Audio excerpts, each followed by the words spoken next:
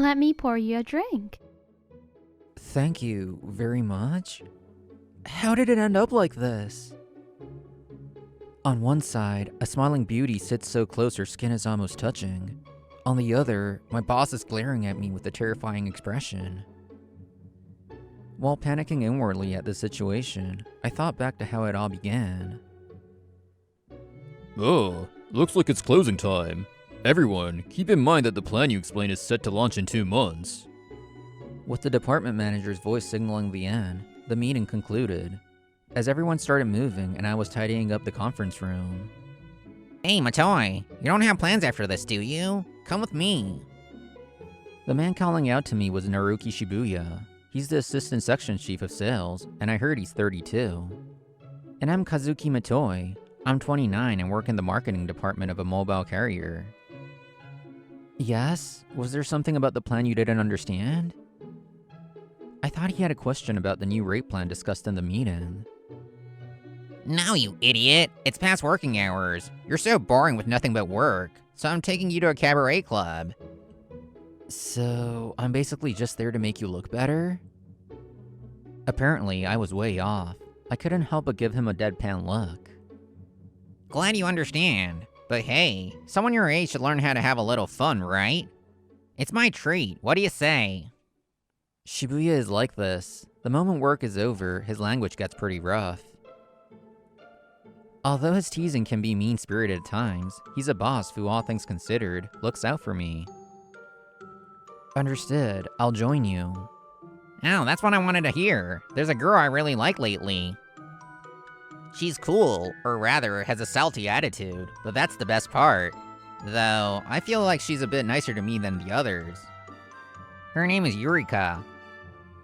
So, even though I wasn't interested, I decided to go along to the cabaret club as a social obligation, albeit reluctantly. We requested Yurika, and when Shibuya introduced me... Welcome to our club. I'm so happy you're here. Huh? And that brings us back to the beginning, with her holding my business card happily and flashing me a brilliant smile. Kazuki and Naruki, you're in different departments, right? What do you do in the marketing department? Well, I think about mobile rate plans and things like that. There are so many different plans coming out lately. It's wonderful that you think about plans that suit each individual. Thank you. Shibuya told me she had a salty attitude, but this is top-tier service. I wonder where the cool part was, but she was definitely cool towards Shibuya. Maybe this is just what Shibuya considers salty. But seeing him look at me with frustration, I felt awkward, realizing that wasn't it. Just then, a staff member whispered something to Yurika. I'm terribly sorry, but I've been called to another table, so I have to step away for a moment. Yurika, you haven't talked to me at all. Every single one of her movements has been beautiful since we arrived. That must be one of the reasons she's so popular. While Yurika brushed Shibuya off with a light apology, I was impressed by something entirely different. Hey, Yurika is only being nice because it's your first time at a cabaret club. Don't get carried away. Once Yurika left the table, Shibuya, whose speech was getting slurred, warned me sternly. That's when I realized it might just be because I'm a new customer. That's certainly true. As expected of you, Shibuya. Being a regular here gives you a different perspective. Yurika is joining the new customer's table. Humph, obviously. Just watch. That table over there looks like new customers too. I bet over there she'll... Hi.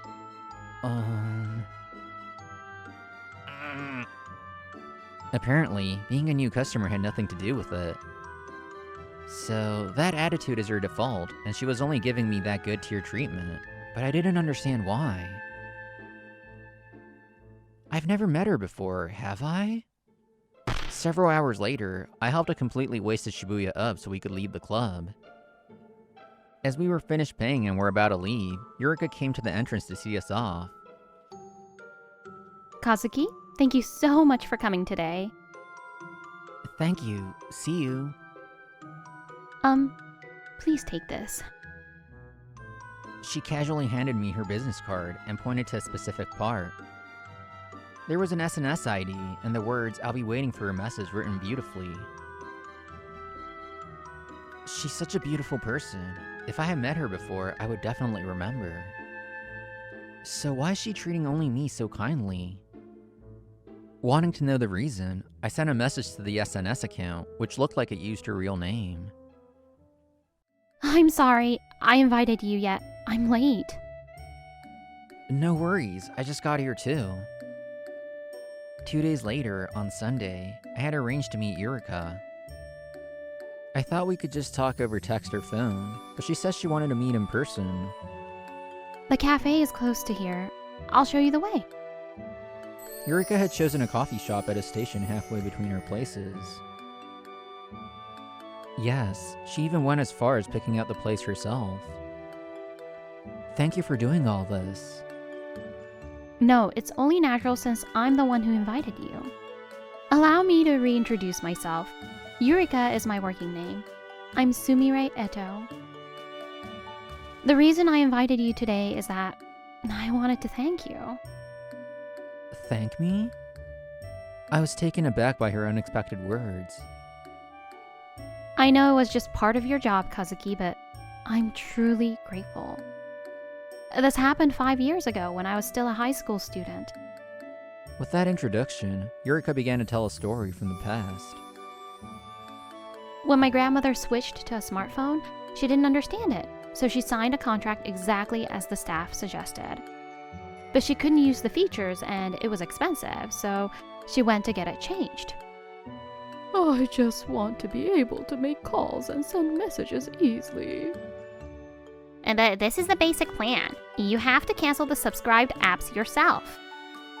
I don't even know what to press to make calls or send messages. You'll just have to get used to it. The staff member was being dismissive, and just when my grandmother was at her wit's end... Could you let me take over?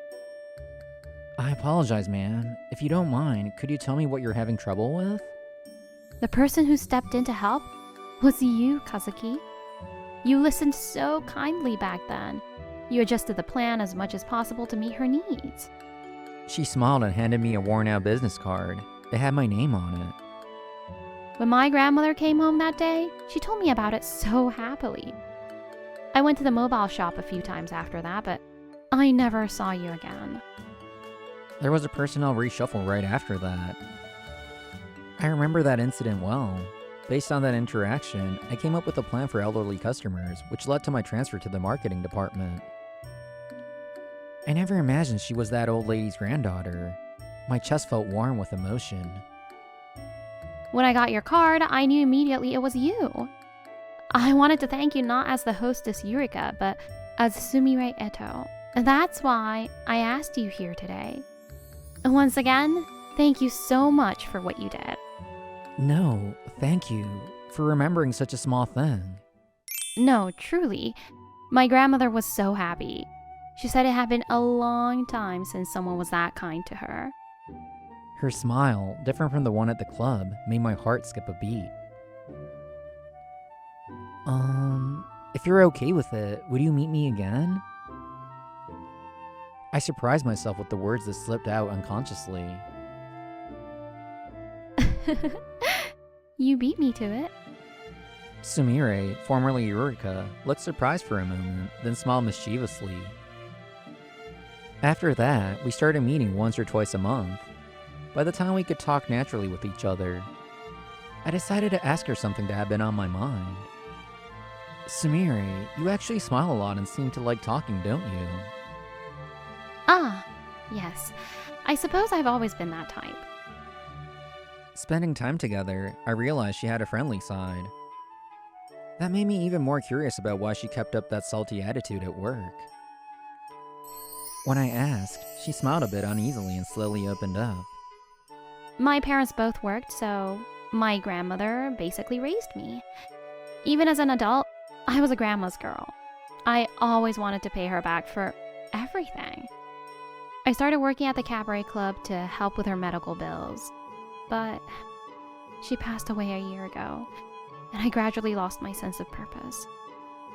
Remembering her made me want to cry even at work, so I tried desperately to empty my mind, and before I knew it, I had become cold and distant. I see. You were trying so hard, Sumire. Perhaps my words were unexpected. She choked up for a moment, then gave a small smile. Seeing you at the club brought back all those memories of my grandmother I tried to lock away. My grandmother taught me how to treat people. I realized if I kept being cold, I wouldn't be able to face her. So, I'm going to try my best again. From the next day on, Sumire threw herself into her work just like when her grandmother was alive. Naruki, welcome! I'm so happy you came to see me again. Shibuya was surprised by her smile, but he instantly became ecstatic and started coming in whenever she had a shift. Yurika! Work was crap today too, but seeing you heals me. Thank you. You're always so charming. Shibuya used to say the thrill was in winning over a cold girl, but her new god-tier service completely captured his heart. Matoi, that girl Yurika I took you to. She's treating me like a god now too. One day, when I ran into him at the office, Shibuya bragged to me in high spirits. She said, I decided to cherish the customers who come to see me. Isn't she adorable? You aren't special after all. She'll fall for a regular like me way before someone like you who only went once. He has no idea I'm meeting Sumire, not Yurika, outside the club. Don't go too crazy. Making customers fall in love is basically their job, you know. I decided it was better not to say anything. I just gave him a warning as he skipped away. Since Sumire declared she would do her best again, hostess Yurika's sales skyrocketed. Her transformation from salty to angelic created a gap that made even more customers fall for her. She went from near the bottom to the #1 spot in less than a year. Congratulations on being #1, Yurika. Congratulations on being #1, Yurika. The customers cheered at the special champagne tower. Expensive alcohol flowed freely, and everyone there celebrated Yurika's rise to the top. And for the second time since that day, I was at the club, invited by Shibuya. Hey Matoi, I'll tell you something good. Yurika finally became #1. My support was a huge factor, of course, but I'll graciously let you celebrate the fruit of her love. That's how I got dragged here, but I wanted to celebrate for her too, so it was perfect timing. Thank you, everyone. And I have one announcement to make. I, Yurika, will be graduating from this club in 1 month, after I've had the chance to greet you all. The crowd murmured at her announcement, but she continued, looking straight ahead with dignity. Remembering my grandmother's teachings, I worked hard with a renewed spirit to repay the club. As a result, I received the undeserved honor of being #1, and I am truly happy. Thank you to everyone who supported me. Yes, Sumire had been working as a hostess to show her gratitude to the shop and her customers. Having reached #1, she decided to close this chapter and move on to a new path. Quitting? No way. You're quitting to marry me, right? Shibuya stood up, holding the biggest bouquet of all, and shouted. The room went silent for a moment. Yurika was taken aback, but she smiled and handed back the bouquet he had thrust upon her. Naruki, you are a valued customer. Thank you for celebrating Yurika's graduation. Even blinded by love, Shibuya is smart. He immediately realized the hidden meaning in her words. Does that mean you don't see me as a man? Yes, you are strictly a valued customer. Gah! Shibuya, don't do this. Don't screw with me. Do you know how much money I spent on you? His scream echoed, and the club instantly erupted into chaos. Shibuya, please stop.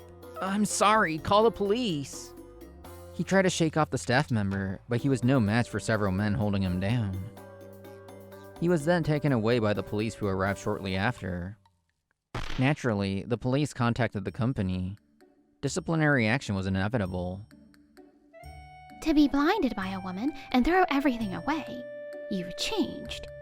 There will not be a second time. I'm terribly sorry. Love can sometimes make even an excellent man this foolish. That day, Naruki Shibuya was handed a pay cut along with a formal written apology. And with a company-wide memo about acts damaging social credibility, rumors about him spread instantly. He did something like that. It serves him right. As for me, I was boiling with rage. But I kept quiet, thinking that confronting him would only make him snap again. Sumire said she blocked him on social media. Surely it'll be fine now? But he no longer cared about appearances. He felt he had nothing left to lose. I only have Yurika. Only Yurika left. Smoldering with anger, Shibuya was loitering around the club he was banned from. Huh? Is that my toy? Sunday morning. Ironically, it was the day of hostess Yurika's graduation. Good job on your last day, Sumire. Thank you, Kazuki. I was able to do my best until the end because you supported me. Of all things, he spotted me picking Sumire up after work. Yurika, what is the meaning of this? You wouldn't take my confession seriously because I was a customer? So why are you looking at him like that? You! Why are you here? Sensing Sumire's fear, I ushered her behind me to protect her. Shibuya, why are you here? Stay away from her. Why do I have to listen to you? Don't stick your nose in my business with Yurika.